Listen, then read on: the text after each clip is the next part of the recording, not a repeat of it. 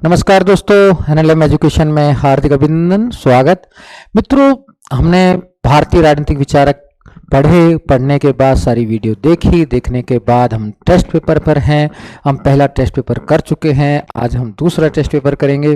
तनाव नहीं लेना, एकलव्य की भांति अपना जो एकाग्रचित्त होकर कार्य करना, अर्जुन की भांति एकाग्रचित्त होकर कार्य करना।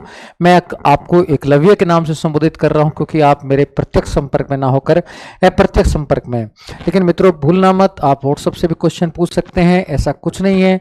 तो आप फोन से भी पूछ सकते हैं, मैं जहां फोन भी रिसीव करूंगा आपके जैसे फ्री होऊंगा। लेकिन आप व्हाट्सएप से तो कभी क्वेश्चन टेलीग्राम के माध्यम से जुड़कर पूछ सकते हैं। आइए हम भारतीय राजनीतिक विचारक टेस्ट 2 पर चर्चा करते हैं। पहला क्वेश्चन है इसका, राम मनोहर लोहिया की पीएचडी का शोध विषय था भारत में नम अक्कर व्यवस्था, ए, बी भारत में स्वनिग्रह आंदोलन, सी प्राचीन भारत में व्यापार, भारत में वित्त का विकेंद्रीकरण। आपको मालूम है कि प्राचीन भारत में व्यापार और भारत में वित्त का विकेंद्रीकरण उपनिवेशिक काल में ये अंबेडकर जी के शोध विषय थे और भारत में स्वनिग्रह आंदोलन पर उन्होंने नहीं किया, उन्होंने भारत में नमक कर व्यवस्था पर बेसिकली उनकी थीसिस का विषय था। तो इसका आंसर हो जाएगा लोहिया जी का पीएचडी का शोध विषय क्या था? नमक कर व्यवस्था। लोहिया जी अद्भुत थे, जो समाजवादी थे, समाजवाद के प्रति समर्पित थे। उन्होंने सप्त क्रांति जैसे विचार भी हमें दिए थे। इससे ही समाजवाद की ना बात की थी। व्हील ऑफ हिस्ट्री किताब में वर्ग और जाति के संघर्ष की विवेचना भी द्वंद्वात्मक पद्धति के माध्यम से करते हैं। तो लोहिया का अद्भुत योगदान हमें हमेशा याद रहना चाहिए। लोहिया को पूरे दिमाग में अपना फिट कर लेना चाहिए कि लोहिया का जन्म 1910 में अकबरपुर उत्तर प्रदेश में हुआ था। 1967 तक वो हमारी सेवा करते रहे थे। इनकी मृत्यु के बारे में कहा जाता है कि जब इनकी मृत्यु हुई थी तो इनके पास कोई निजी संपत्ति नहीं थी। इनके पास 2 जोड़ी कपड़े थे, एक पहन रखा था, एक पास में पड़ा था और जेब में ज्यादा पैसे भी नहीं थे। तो वास्तव में एक आदर्श समाजवादी के रूप में लोहिया जी ने काम किया और लोहिया जी का ये योगदान हमें भूलना नहीं चाहिए। आइए मित्रों, हम दूसरा क्वेश्चन देखते हैं। भारतीय स्वतंत्रता आंदोलन में भूमिगत नेता के रूप में कार्य किया था। अभी भूमिगत नेता क्या है? ये भूमिगत नेता जुड़ा हुआ है भारत छोड़ो आंदोलन से, 1942 के भारत छोड़ो आंदोलन से। पहले इसको थोड़ा पृष्ठभूमि को समझना है। अब भारत छोड़ो आंदोलन क्यों शुरू किया था? गांधी जी ने शुरू किया था, इसकी घोषणा की थी 8 अगस्त 1942 को और इसमें करो और मरो का नारा दिया था। तो आपको ये तो मालूम है, करो और मरो का नारा दिया था गांधी जी ने। तो ये क्यों किया था? क्योंकि वास्तव में द्वितीय युद्ध में हमें शामिल कर दिया था अंग्रेजी शासन ने और हमसे बिना पूछे, और साथ में जो फांसीवादी सेनाएं थी वो भारतीय सीमा के निकट आ गई थी, तो इसलिए विकट परिस्थिति उत्पन्न हो गई थी। इसलिए गांधी जी ने करो और मरो का नारा दिया। भारत छोड़ो आंदोलन की घोषणा 8 अगस्त 1942 को की थी। लेकिन 9 अगस्त को ही ऑपरेशन जीरो आवर चलाकर सभी बड़ी नेताओं को गिरफ्तार कर लिया था। गिरफ्तारी के बाद नेतृत्व विहीन जनता हो गई थी। तो ऐसी परिस्थिति में जो भूमिगत नेता थे उन्होंने कहीं ना कहीं जनता को नेतृत्व प्रदान किया। इसमें उषा मेहता, जयप्रकाश नारायणन और राम मनोहर लोहिया जैसे विद्वान थे। तो बेसिकली जवाहरलाल नेहरू जी को तो गिरफ्तार कर लिया गया था, तो राम मनोहर लोहिया इसमें आंसर हो जाएगा। तो ये भूमिगत नेता के रूप में कार्य किया था इन्होंने। फिर तीसरा है, राम मनोहर लोहिया के बारे में सही कथन नहीं है। लोहिया कांग्रेस समाजवादी पार्टी से जुड़े थे, बिल्कुल 1934 में जो स्थापित हुई थी कांग्रेस समाजवादी पार्टी, कांग्रेस के अंदर का संगठन था, उसमें शामिल हुए थे। लोहिया ने 1940 में व्यक्तिगत सत्याग्रह का प्रचार किया था। बिल्कुल लोहिया जी ने व्यक्तिगत सत्याग्रह का भी प्रचार किया था। व्यक्तिगत सत्याग्रह कब चलाया था? 1940 में। क्यों चलाया था? एक्चुअली अंग्रेजों ने द्वितीय युद्ध की घोषणा में भारतीयों को शामिल कर दी थी, युद्ध जो 1939 में प्रारंभ हुआ था। तो भारतीयों से बिना पूछे ही, कांग्रेस से बिना पूछे ही कर दिया था। चूंकि ये जो मित्र राष्ट्र थे ब्रिटेन, अमेरिका, ये चूंकि फांसीवादी शक्तियों के खिलाफ लड़ रहे थे, इसलिए गांधी जी ने कहा कि हमें इनका डायरेक्ट विरोध ना करके सांकेतिक विरोध करना चाहिए। इसलिए गांधी जी ने व्यक्तिगत सत्याग्रह चलाया था। पहले व्यक्तिगत सत्याग्रही विनोबा भावे बने थे, दूसरे पंडित जवाहरलाल नेहरू बने थे और लोहिया जी ने भी इसका प्रचार किया था। तो ये कथन सही है। लोहिया ने गांधी जी के अनुरूप भारत विभाजन का विरोध नहीं, समर्थन किया। लोहिया नेहरू पटेल के अनुरूप भारत विभाजन को स्वीकार करते हैं, ये भी गलत है। इसमें कथन जो है नहीं है। लोहिया ने गांधी जी के अनुरूप भारत विभाजन का विरोध किया था, बिल्कुल सही है। लोहिया ने नेहरू पटेल के अनुरूप भारत विभाजन को स्वीकार किया था, ये नहीं है। तो इसका आंसर हो जाएगा डी, क्योंकि लोहिया भारत विभाजन को स्वीकार नहीं करते हैं। Guilty man of Indian partition किताब में वो कहते भी हैं कि वास्तव में विभाजन उचित नहीं है, विभाजन के लिए जो उत्तरदायी है वो नेहरू पटेल को मानते हैं, नेहरू पटेल की इस संदर्भ में आलोचना भी करते हैं। तो इसका आंसर क्या है, टी हो जाएगा, क्योंकि पहले मैंने कहा ना क्वेश्चन पढ़ना चाहिए कि हमेशा अब्राहम लिंकन ने कहा कि हमें 6 घंटे मिले तो उसमें से अधिक समय हमें आरे तेज करने में लगाना चाहिए, तो नहीं ढूंढना है। ये तीनों तो पहले वाले सही हैं, लेकिन डी उत्तर गलत है, तो ये डी आपको ध्यान में रखना है। चौथा क्वेश्चन देखते हैं, किस भारतीय विद्वान ने भारत नदी जोड़ो परियोजना पर बल दिया। देखो बेसिकली नदी जोड़ो परियोजना अभी संचालित हो रही है, सुप्रीम कोर्ट ने इसके लिए ऑर्डर भी दिया है कि नदी जोड़ो परियोजना को शुरू किया जाए। कि किस भारतीय विद्वान ने भारत नदी जोड़ो परियोजना पर बल दिया। तो नदी जोड़ो परियोजना के बारे में आपको बता रहा था कि नदी जोड़ो परियोजना अभी हाल में चल रहा है मैटर। सुप्रीम कोर्ट भी ने भी कहा है कि जितनी भी नदियां जोड़ो, क्योंकि भारत में आधी नदियां जो हैं वो हमेशा जल से भरी रहती हैं, कुछ नदियां सूख जाती हैं, इसलिए अगर उनका प्रवाह तंत्र मजबूत कर दिया जाए तो सिंचाई की समस्या का निदान हो जाएगा। तो बेसिकली ये बात किसने कही, तो ए अमर्त्य सेन ने, बी रजनी कोठारी ने, सी पंडित जवाहरलाल नेहरू ने, डी राम मनोहर लोहिया ने। तो वास्तव में मित्रों भारत नदी जोड़ो परियोजना की बात राम मनोहर लोहिया ने की है, ये आपको ध्यान रखना है। कितनी बड़ी बात इन्होंने बहुत पहले कह दी थी, तो इसका आंसर हो जाएगा डी। इसके बाद मित्रों अगला देखते हैं, निम्न में से किस विद्वान ने गोवा मुक्ति आंदोलन में भागीदारी की।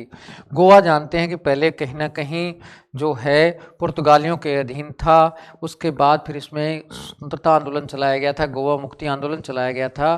तो Ram Manohar Lohia, A, B, C Aurobindo, C doctor Ambedkar, D M N राय।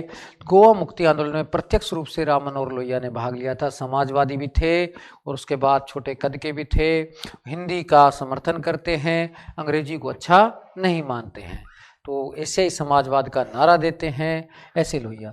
निम्न में से किस विद्वान को फूलपुर लोकसभा चुनाव में नेहरू जी से हार का सामना करना पड़ा।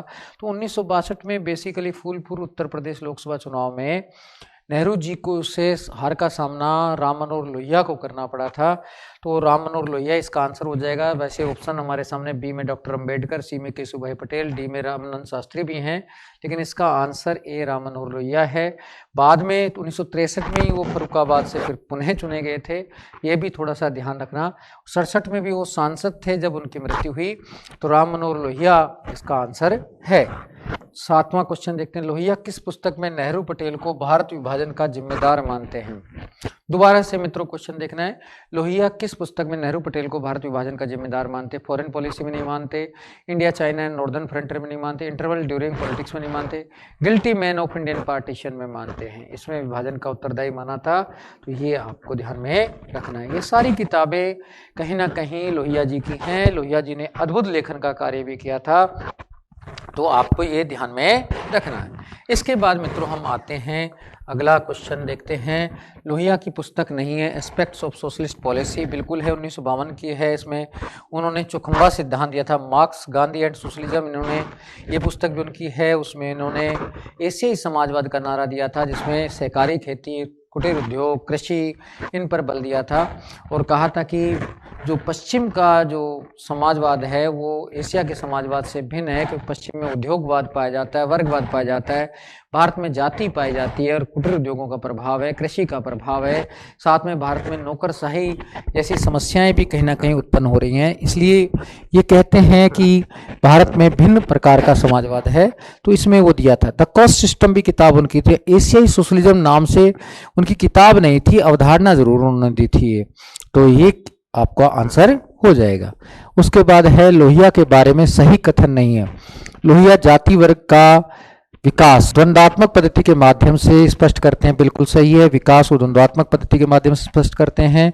उन्होंने जो किताब लिखी थी व्हील ऑफ हिस्ट्री, उसमें उन्होंने कहा था जाति वर्ग जो विकास है उसको द्वंद्वात्मक पद्धति की चेतना द्वारा, चेतना के विकास द्वारा समझा जा सकता है। वर्ग जाति को दोनों शोषण को बढ़ावा देते हैं, ये भी उन्होंने कहा था। वर्ग जाति एक दूसरे में परिवर्तित होते रहते हैं, उन्होंने ये भी कहा था। उन्होंने कहा था ये वर्ग है, ये जाति है। वो कहते हैं जब जाति के बंधन ढीले पड़ जाते हैं तो वर्ग में बन जाते हैं, जब वर्ग के बंधन कड़े हो जाते हैं तो वो जाति बन जाती है, और जाति और वर्ग दोनों एक ही सिक्के के दो पहलू हैं। हमें जाति को समाप्त करना है, वर्ग को नहीं। उन्होंने दोनों को ही शोषणकारी संस्था माना था और कहा दोनों को ही समाप्त करना है, किसी भी रूप में स्वीकार्य नहीं है। लोहिया एशियाई समाज की विशेषता नहीं बताते, एशियाई समाज की विशेषता नहीं बताते। एशियाई समाज की विशेषता क्या नहीं बताई लोहिया ने, वो भी ध्यान रखना है। कृषि पर आधारित है, जाति पर आधारित है, अधिकारी तंत्र व तकनीकी तंत्र का प्रभाव है, मशीनीकरण व उद्योगवाद। एशियाई समाजवाद उन्होंने अपनी पुस्तक में दिया था। तो बेसिकली एशियाई समाजवाद की क्या क्या विशेषता बताते हैं। गांधी, मार्क्स एंड सोशलिज्म उनकी किताब थी, गांधी, मार्क्स एंड सोशलिज्म। इसमें एशियाई समाजवाद का नारा देते हैं। पहले एशियाई समाज की विशेषताएं बताते हैं। एशियाई समाज कहते हैं कृषि पर आधारित है, जाति पर आधारित है, अधिकारी तंत्र का प्रभाव है, और यहाँ पर तकनीकी तंत्र का प्रभुत्व भी एक नई समस्या के रूप में सामने आ रहा है। अभी ये असिस्टेंट प्रोफेसर में क्वेश्चन आया था, किस विद्वान ने कहा कि भारतीय समाज पर अधिकारी तंत्र व तकनीकी तंत्र का प्रभुत्व है, तो लोहिया ने कहा था। तो ये अलग से क्वेश्चन भी आ गया। फिर उन्होंने कहा था जबकि यूरोप में वर्गवाद और मशीनीकरण है, तो उन्होंने एशियाई समाज की विशेषता मशीनीकरण उद्योगवाद नहीं बताया, ये यूरोप की विशेषता बताया था। तो इसका आंसर हो जाएगा डी। अब 11वां, लोहिया एशियाई समाजवाद की विशेषता नहीं बताते। सर्वोदय पर आधारित समाज बिल्कुल उन्होंने बताया था कि गांधीवाद से प्रभावित थे। सहकारी व कुटीर उद्योग भी बताया था। सी, जाति बंधन मुक्त समाज ये भी बताया था। वर्ण व्यवस्था पर आधारित ये नहीं बताया। वो धर्मनिरपेक्षता, वर्ण व्यवस्था आदि मुद्दे पर गांधी जी से मतभेद भी रखते हैं, अलग विचार भी रखते हैं लोहिया। तो ये ध्यान रखना, वर्ण व्यवस्था को स्वीकार नहीं करते, वो तो जाति के उन्मूलन की बात करते हैं। आर्थिक असमानता और जातिवाद जुड़वां राक्षस है, कथन किसका है। ए, डॉक्टर भीमराव अम्बेडकर, बी, रामास्वामी नाइकर, सी, जयप्रकाश नारायणन, डी, राम मनोहर लोहिया। तो मित्रों हम सब जानते हैं कि जुड़वां राक्षस कहने वाले विद्वान राम मनोहर लोहिया हैं, जो समाजवादी हैं, मुलायम सिंह के गुरु रहे थे, और इन्होंने ही बेसिकली ऐसे विचार व्यक्त किए। जातिवाद को भी खत्म करना चाहते हैं और आर्थिक असमानता को भी। कहा जाति और वर्ग दोनों ही असमानता के परिचायक हैं, दोनों ही शोषण अन्याय के उपकरण हैं, दोनों को ही समाप्त करना है। तो ये लोहिया जी इसका आंसर हो जाएगा। लोहिया सप्त क्रांति में सम्मिलित नहीं करते। एक्चुअली लोहिया जी ने सप्त क्रांति का नारा दिया था, जिसके माध्यम से समाज में आधारभूत परिवर्तन किए जा सकें। उन्होंने बेसिकली 1966 में इसकी घोषणा कर दी थी, लेकिन 1967 के कोटा समाजवादी अधिवेशन में सप्त क्रांति का लक्ष्य रखा था, और इसमें पुरुष महिला समानता की बात बिल्कुल कही थी, जाति उन्मूलन की बात की थी, सत्याग्रह की अनुमति की बात कही थी, लेकिन राम राज्य की बात नहीं की थी उन्होंने। बाकी उन्होंने विश्व सरकार की बात की है, निजी अधिकारों की बात की है, प्रजाति उन्मूलन की बात की है, लेकिन राम राज्य की बात नहीं करते हैं। निम्न में से किस निम्न विद्वान का मानना है कि अंग्रेजी भाषा भारत इंडिया विभाजन कर असमानता को बढ़ावा दे रही है। तो ए ऑप्शन है राम मनोहर लोहिया, बी में पंडित मदन मोहन मालवीय, सी में वीर सावरकर, डी में महादेव गोविंद रानडे।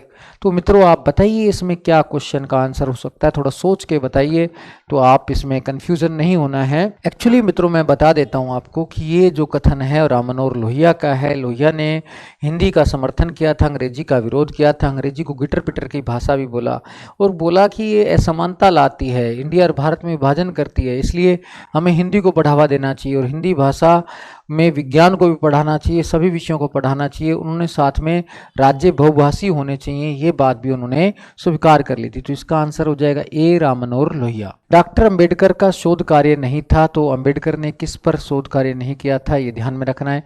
ए प्राचीन भारत में व्यापार, बी रुपए की समस्या, सी उपनिवेशिक भारत में वित्त का विकेंद्रीकरण, भारत में नमक कर व्यवस्था। आप जानते हैं मित्रों अंबेडकर जी ने अनेक शोध कार्य किए थे। प्राचीन भारत में व्यापार उनका पहला शोध कार्य था, रुपये की समस्या पर भी उन्होंने शोध कार्य किया था, उपनिवेशिक भारत में वित्त का विकेंद्रीकरण इस पर ही उन्होंने पीएचडी की डिग्री कैम्ब्रिज विश्वविद्यालय से मिली थी, लंदन विश्वविद्यालय से, ये भी ध्यान रखना है, ये भी सही है। भारत में नमक कर व्यवस्था तो राम मनोहर लोहिया का शोध विषय था, ये तो आंसर हो जाएगा क्योंकि ये लोहिया जी का है। किसका है, लोहिया जी का है, तो ये आपको ध्यान में रख लेना है। डॉक्टर भीमराव अंबेडकर के बारे में सही कथन है, 1920 में साप्ताहिक पत्र मूक नायक प्रारंभ किया, बिल्कुल साहू जी की मदद से उन्होंने किया था। 1923 में पाक्षिक पत्र बहिष्कृत भारत प्रारंभ किया, ये भी सही है। सही कथन नहीं है, ये क्वेश्चन में थोड़ा सा ध्यान रखना है, इसमें नहीं और जोड़ना है, नहीं है तो पहला सही है। 1920 में साप्ताहिक पत्र मूक नायक प्रारंभ किया, सही है। 1923 में पाक्षिक पत्र बहिष्कृत भारत प्रारंभ किया, ये भी सही है। 1924 में बहिष्कृत हितकारिणी सभा गठन किया, ये भी सही है। 1926 में मनुस्मृति को जलाया नहीं, 1925 में ही जला दिया था दिसंबर में, तो ये आपको आंसर हो जाएगा। लेकिन मित्रों ये ध्यान रखना यहाँ नहीं है क्वेश्चन, दोबारा पढ़ देता हूँ, आपको कंफ्यूजन नहीं होना चाहिए। डॉक्टर भीमराव अंबेडकर के बारे में सही कथन नहीं है। नहीं है, तो हमें नहीं ही ढूंढना है, ये वाला नहीं। तो ए तो सही है। साप्ताहिक पत्र मुख नायक 1920 में प्रारंभ किया गया। 1923 में पाक्षिक पत्र बहिष्कृत भारत प्रारंभ किया गया। सी में 1900 बहिष्कृत हितकारिणी सभा का 1924 में गठन हुआ था, लेकिन मनुस्मृति को उन्होंने 1925 में जलाया था और जातिवाद का दोषी बताया था। 1919 अधिनियम का प्रारूप तैयार करने वाली साउथ ब्यूरो कमेटी के समक्ष गवाही दी थी। ए पंडित मदन मोहन मालवीय, बी जवाहरलाल नेहरू, सी मोतीलाल नेहरू, डी डॉक्टर भीमराव अम्बेडकर। तो भीमराव अम्बेडकर गए थे उसके सामने, तो ये आपको ध्यान में रखना है। तो इसका आंसर हो जाएगा डी। डॉक्टर अंबेडकर के बारे में सही कथन नहीं है, नहीं है, फिर ध्यान रखना है कि नहीं है, ढूंढना है। अंबेडकर जी ने 1936 में इंडियन लेबर पार्टी की स्थापना की थी, बिल्कुल की थी। 1942 में गवर्नर जनरल परिषद सदस्य मनोनीत किया गया था, बिल्कुल उन्हें 1942 में सदस्य मनोनीत किया गया था। भारत छोड़ो आंदोलन में सक्रिय कार्य किया था, ये नहीं किया था। भारत छोड़ो आंदोलन का तो विरोध किया था उन्होंने, क्या किया था? विरोध। फिर डी ध्यान रखना है, भारत छोड़ो आंदोलन का विरोध किया था, तो ये सही है। सी वाला इसका गलत है कि उन्होंने भारत छोड़ो आंदोलन में सक्रिय कार्य किया था, तो ये आपको पता रहना चाहिए। उसके बाद अंबेडकर जी ने 1951 में मंत्रिमंडल से त्यागपत्र दिया। अस्वस्थता के कारण, सत्याग्रह के लिए, हिंदू कोड बिल को लेकर नेहरू से मतभेद के कारण, अस्पृश्यता निवारण की जागरूकता के लिए। तो 4 ऑप्शन है मित्रों, आप सोच के बताइए क्या है। अस्वस्थता के कारण तो नहीं दिया था, सत्याग्रह के लिए भी नहीं दिया था, हिंदू कोड बिल को लेकर उनके नेहरू जी से मतभेद हो गए थे, वो चाहते थे भारत में जातिवाद की समाप्ति हो और महिलाओं को पर्याप्त अधिकार मिले, तो इसलिए उन्होंने त्यागपत्र दिया था। तो इसका आंसर सी हो जाएगा। अब 20वां देखते हैं, निम्न में से कथन गलत है। अंबेडकर जी ने तीनों गोलमेज सम्मेलन में भाग लिया था, बिल्कुल। अंबेडकर जी ने साइमन कमीशन की रिपोर्ट तैयार करने वाले तीनों गोलमेज सम्मेलन में भाग लिया था। तेज बहादुर सप्रू ने भी तीनों में भाग लिया था। अंबेडकर जी की मांग के अनुरूप सांप्रदायिक प्रचांट जारी किया गया था तीनों गोलमेज सम्मेलन के बाद। दलितों को पृथक प्रतिनिधि दिया गया था, बिल्कुल 1932 में जारी किया गया था, पृथक प्रतिनिधि दिया गया था। सप्रू ने गांधी जी और अंबेडकर जी के मध्य पूना पैक्ट के लिए मध्यस्थता की थी, ये भी सही है। पूना पैक्ट में पृथक निर्वाचन प्रणाली अपनाई गई थी, नहीं, पूना पैक्ट में आरक्षित निर्वाचन प्रणाली अपनाई गई थी। कौन सी अपनाई गई थी? आरक्षित। तो मित्रों आपको थोड़ा मैं बता भी देता हूं, पृथक निर्वाचन प्रणाली में क्या होता है कि एक वर्ग, जो आरक्षित वर्ग रहता है, उसका प्रतिनिधि खड़ा होता है और वोट डालने का अधिकार भी उसी वर्ग को होता है जिसका आरक्षण होता है। लेकिन आरक्षित निर्वाचन प्रणाली में क्या होता है कि उम्मीदवार तो निश्चित जो आरक्षित किया गया है समुदाय उसका खड़ा होगा, लेकिन वोट सभी डालते हैं। जैसे भारत में वर्तमान में SC ST के लिए आरक्षित प्रणाली है, ना कि पृथक निर्वाचन प्रणाली, क्योंकि वोट तो सभी डालते, चाहे SC के लिए सीट रिजर्व हो चाहे ST के लिए हो। तो ये आपको ध्यान में रखना है। इसके बाद दोस्तों अब आते हैं हम 21वें प्रश्न पर।